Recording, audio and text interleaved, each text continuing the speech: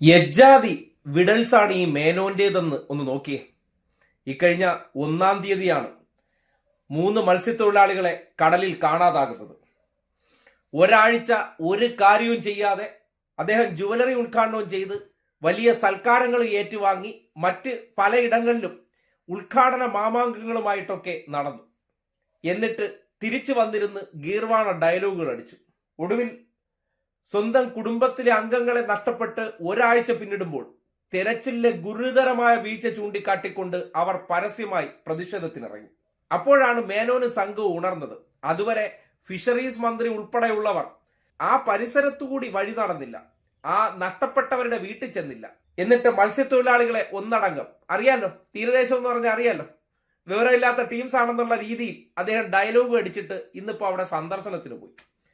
സന്ദർശനത്തിന് പോയതിനു ശേഷം തിരിച്ചിറങ്ങി വന്നിട്ട് പതിവ് പോലെ നിന്ന് വച്ചങ്ങ് കാച്ചുകയാണ്. ഇക്കാര്യത്തിൽ മാത്രം ഒരു കുറവുമില്ല. കേരളത്തിൽ പ്രളയമുണ്ടായ സന്ദർഭത്തിലും ഇതുപോലെ നിന്ന് വച്ചങ്ങ് കാച്ചി. എല്ലാം ഓക്കെയാണ്, എല്ലാം 100% പെർഫെക്റ്റ് ആണ്, കാര്യങ്ങളെല്ലാം നടത്തി കഴിഞ്ഞു.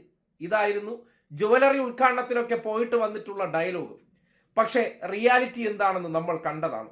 11-ാമത്തെ ദിവസം ഒരാളുടെ അല്ല 3 പേരെ 3 ഇടങ്ങളിൽ കാണാതായത് കണ്ടെത്താൻ കഴിഞ്ഞിട്ടില്ല.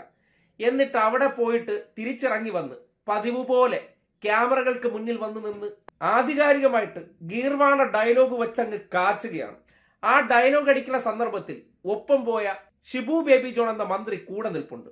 ഈ ഡയലോഗൊക്കെ പറയുമ്പോൾ എവിടെയെങ്കിലും പോയി കൂടിക്കാഴ്ച നടത്തിയിട്ട് വരുമ്പോൾ അവരുടെ പ്രതികരണം മനസ്സിൽ പ്ലസന്റ് ആക്കുകയാണെങ്കിൽ, സന്തോഷമുണ്ടാക്കുകയാണെങ്കിൽ, ഈ ഡയലോഗ് കേൾക്കുമ്പോൾ അദ്ദേഹത്തിന്റെ മുഖത്തൊരു ചെറിയ പുഞ്ചിരിയെങ്കിലും വരണ്ടേ? ഇനി നിങ്ങൾ തന്നെ ദൃശ്യത്തിൽ കണ്ടോളൂ.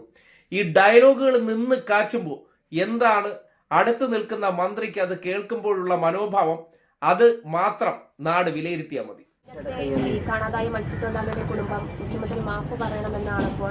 ഞാൻ അതെല്ലാം അവരുടെ വികാരം നമ്മൾ ഉൾക്കൊള്ളുന്നു. കുടുംബത്തിൽ നിന്ന് ഒരാളെ നഷ്ടപ്പെട്ടു കഴിഞ്ഞാൽ ഉണ്ടാവും. അവർക്ക് ആരോട് പ്രതിഷേധിക്കാൻ പറ്റും?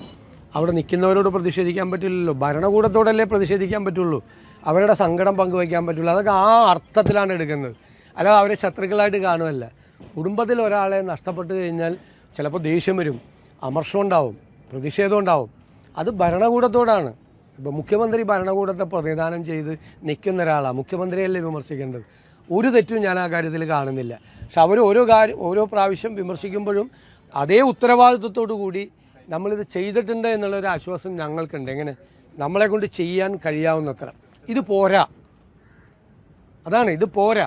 ഞങ്ങളെല്ലാം എല്ലാ ദിവസവും 2-3 മണിക്കൂർ ഇടവിട്ട് ഈ കാര്യങ്ങൾ വിലയിരുത്തിക്കൊണ്ടിരിക്കുകയാണ്. ബഹുമാനപ്പെട്ട മന്ത്രി ഷിബു ബേബി ജോൺ ഇക്കാര്യത്തിൽ ആദ്യാവസാനം വലിയ ഇവിടുത്തെ കാര്യം മാത്രമല്ല, ഈ സംസ്ഥാനത്ത് വിഴിഞ്ഞത്തെ കാര്യത്തിലും മുതലപ്പുഴയിലെ കാര്യത്തിലും ഒക്കെ വലിയ താല്പര്യത്തോടു കൂടിയാണ്. ഞങ്ങളിത് നിരന്തരമായി ബന്ധപ്പെട്ടുകൊണ്ട് ഇതിൽ വരുത്തേണ്ട അടിസ്ഥാനപരമായി നിങ്ങളിപ്പോൾ ഇവിടെ പറഞ്ഞു ചില കാര്യങ്ങൾ, ഗൗരവമുള്ള കാര്യമാണ് പറഞ്ഞത്, അതുൾപ്പെടെയുള്ള കാര്യങ്ങൾ ഉൾപ്പെടുത്തിക്കൊണ്ട് നല്ല മാറ്റം വരുത്തും.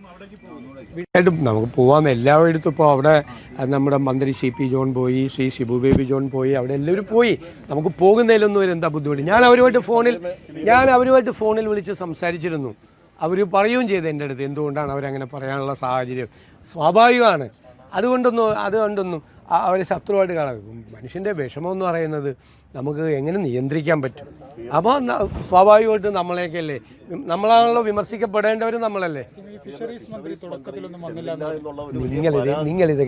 നിങ്ങളിതെല്ലാം പഴയ കാര്യങ്ങളൊക്കെ പരിശോധിക്കുക. എല്ലാ കാലഘട്ടങ്ങളിലും എല്ലാം ഞാൻ ചോദിക്കട്ടെ, എല്ലാ സ്ഥലത്തും ആളുകൾ കാണാതായ സ്ഥലങ്ങളിലെല്ലാം നമ്മൾ ചെയ്തത്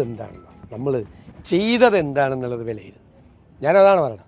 ഒരു കാലത്തും ചെയ്യാത്ത തരത്തിലുള്ള ശ്രദ്ധ ചെലുത്തിയിട്ടാണ് അക്കാര്യത്തിൽ ജില്ലാ ഭരണകൂടവും ജില്ലാ കളക്ടറേയും ഉൾപ്പെടെയുള്ള ആളുകളുടെ ഞാൻ അക്കാര്യത്തിൽ അവർ എല്ലാം പൂർണ്ണമായി ഇതിൽ ഏകീകരിച്ചുകൊണ്ട് ഏകാഗ്രത പുലർത്തിക്കൊണ്ട് അത് ചെയ്തു.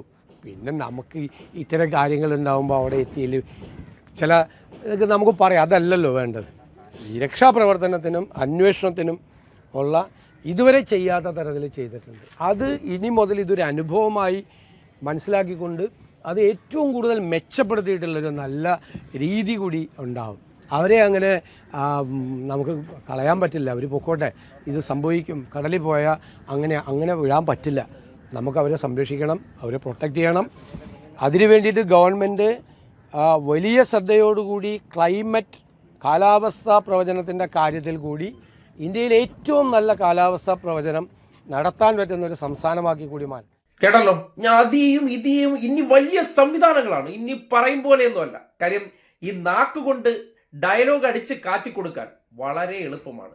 ഇത്രയും കാലം പ്രതിപക്ഷത്തിരുന്ന് 10 മിനിറ്റ് കൊണ്ട് പ്രശ്നങ്ങളെല്ലാം തീർക്കുക എന്തെങ്കിലും ഉണ്ടെങ്കിൽ ഞാൻ അപ്പം എനിക്ക് വലിയ സമയമൊന്നും വേണ്ട, ഞാൻ അസാധാരണ കഴിവുള്ള ആളെന്നുള്ള നിലയ്ക്കാണ് പല ഗീർവാണങ്ങളും അടിച്ചു വിടുന്നത്. 11 ദിവസമായിട്ട് ബോഡി കണ്ടെത്തിയിട്ടാണ് ഈ ഡയലോഗൊക്കെ അടിച്ചിരുന്നെങ്കിൽ കേൾക്കാൻ കൊള്ളാമായിരുന്നു. ഇത് സകലതും നഷ്ടപ്പെട്ടു. കഴിഞ്ഞ ദിവസം ഇതിൽ നിന്ന് രക്ഷപ്പെടാൻ ഓഖി ദുരന്തമെല്ലാം ഉൾപ്പെടെ വന്നപ്പോൾ കഴിഞ്ഞ 10 വർഷത്തിനിടയിൽ 164 മത്സ്യത്തൊഴിലാളികൾ മരണപ്പെട്ടു എന്ന് ഒരു കണക്കൊക്കെ പറഞ്ഞ് മറ്റുള്ളവരെ കുറ്റം പറഞ്ഞ് ഞാൻ അങ്ങ് സേഫ് ആകാമെന്നുള്ള തന്ത്രമൊക്കെ പയറ്റിയിട്ടാണ് ഇന്ന് അവിടെ ചെന്ന് കയറിയത്. പക്ഷെ ഒരു കാര്യം ശ്രദ്ധിക്കുക, മുതലപ്പുഴയിലും പോയില്ല, ഒപ്പം തന്നെ വിഴിഞ്ഞത്തും പോയില്ല, കൊല്ലത്തേക്ക് പോയി. അവിടെ വിമർശനം കുറച്ച് കുറവായിരുന്നു. അവിടെ ആകുമ്പോൾ നമുക്ക് കൊല്ലത്ത് ഷിബു ബേബി ജോണിന്റെ സ്വാധീനത്തിൽ അവിടെ ഡീൽ ചെയ്യാം. ഇവിടെ വിഴിഞ്ഞത്തൊക്കെ ആണെങ്കിൽ അവരെ അധിക്ഷേപിച്ചതിൽ മാപ്പ് പറയണമെന്ന ആവശ്യം ഉന്നയിച്ചിരിക്കുകയാണ്. സ്വാഭാവികമായിട്ട് ചെന്ന് കയറിക്കൊടുത്ത ചിലപ്പോ എന്ത് സംഭവിക്കും? അവരെടുത്തിട്ട് അലക്കെങ്ങാനും ചെയ്യണമെങ്കിൽ പോയില്ലേ? അതുകൊണ്ട് നേരെ എസ്കേപ്പ് അടിച്ച് മേനോൻ കൊല്ലത്തേക്ക് പോയി.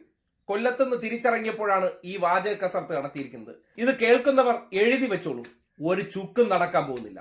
അതിന് ഏറ്റവും വലിയ സാക്ഷ്യമാണ് 2 വർഷമായിട്ടും വയനാട് പിരിച്ച ഫണ്ട്, ഇവരുടെ പോക്കറ്റിൽ നിന്നല്ല ജനങ്ങളിൽ നിന്ന് പിരിച്ചെടുത്ത ഫണ്ട് കൊണ്ടുവന്ന് ആ ദുരന്തത്തിൽപ്പെട്ട മനുഷ്യർക്ക് വീട് വെച്ച് കൊടുക്കുമെന്ന് പറഞ്ഞ് കല്ലിട്ട് പൊടിയും തട്ടിപ്പോയിട്ട് കാലം കുറയായി. ആ വിഷയത്തിലും അന്ന് ഇതുപോലെ തന്നെയായിരുന്നു വാചക കസർത്തുകൾ.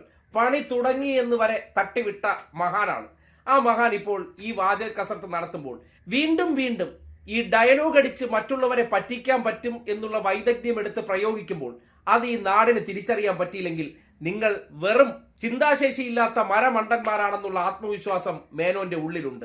അതുകൊണ്ടാണ് ക്യാമറകൾക്ക് മുന്നിൽ വന്ന് എപ്പോഴും അദ്ദേഹം കുറെ ബിൽഡപ്പ് ഡയലോഗ് അടിക്കുന്നു എന്ന് വളരെ കൃത്യമായി പറയേണ്ടി വരികയാണ്. അതുകൊണ്ട് ഈ ഗീർവാണം കേട്ട് ഇപ്പോഴത്തെ പ്രശ്നം അങ്ങ് ശാന്തമാക്കി അവിടെ നിന്ന് എസ്കേപ്പ് അടിക്കുക, പിന്നീട് ആ വഴി പോയി തിരിഞ്ഞു നോക്കാതിരിക്കുക എന്നുള്ളതാണ് തന്ത്രം. അതിനപ്പുറത്തേക്ക് എന്താണോ വയനാട് വീടിന്റെ അവസ്ഥ, ഈ നാട്ടിൽ സകലമാന കാര്യങ്ങൾക്കും വരാൻ പോകുന്നത് അതേ അവസ്ഥ തന്നെയാണ്. പക്ഷെ നിങ്ങൾക്ക് ഇതുപോലുള്ള ഗീർവാണ ഡയലോഗുകൾ കൂടെ കൂടെ കേൾക്കാൻ പറ്റും. അത് കേട്ട് കോരിത്തരിക്കുകയാണെങ്കിൽ ജീവിതം കോഞ്ഞാട്ടയായെന്നങ്ങ് വിചാരിച്ചോളണം.